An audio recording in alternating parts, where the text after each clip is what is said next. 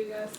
We were talking to John a little bit earlier in the weekend about how teams have changed offensively, how they're playing you since that 7-sack, 14 quarterback hit outing against Tennessee. How are you guys, or how can you guys continue to create pressure and get to the quarterback when the quarterbacks now are making a concerted effort to get rid of the ball before you get on? Man, at the end of the day, when you look at the film and you see what teams and offenses are doing to us, just go back to executing and doing our jobs, man. Like, team guys are going to scheme up for you. Teams are going to do the things they can do to take good players and even good units and groups out of the game, and it's just a part of the game. Like, great receivers get doubled all the time, so you just got to find a way within yourself and within our unit to execute the calls. We got to execute first and foremost, but give the extra effort because we know the things that another offense is going to do. So. How much of a challenge is it when you play a team like Cincinnati who they're not one-dimensional? Like, they've got a really good running back in Mixon, and they've got really good receivers outside and a pretty good tight end, where as a defense I don't think you can really key in on just one thing. I think the main thing you got to do going into any game is making the team one-dimensional. First and foremost, from stopping the run. You play great teams who got a balanced offense, like you said, like Cincinnati does.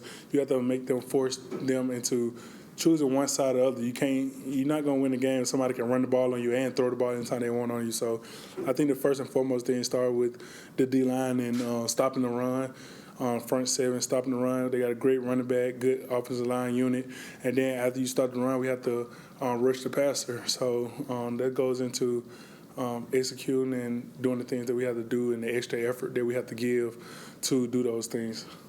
You talked about the challenge of staying positive when things aren't going the way you want. Just personally and as a team after Sunday's result, how do you do that moving forward? We got an amazing group of guys, man. We got an amazing coaching staff, and everybody.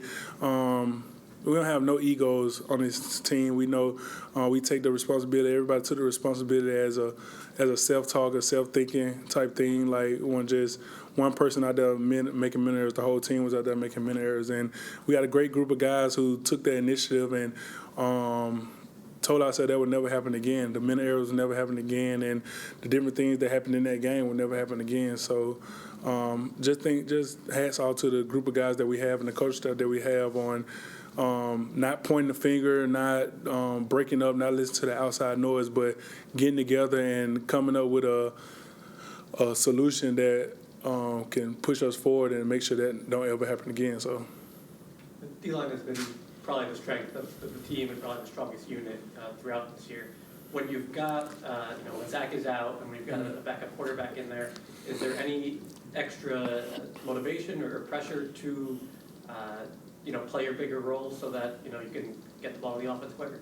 No, not really, man. Every game, no matter who's at quarterback, no matter what's the situation going on, that's our objective, to get the offense the ball after either 3 and out, after a punt, after a turnover, anytime. The more times the offense got the ball, the more opportunity they have to score. So no matter who's back there, man, that's our job. That's our goal as defense to get the offense more opportunities to score touchdowns. So.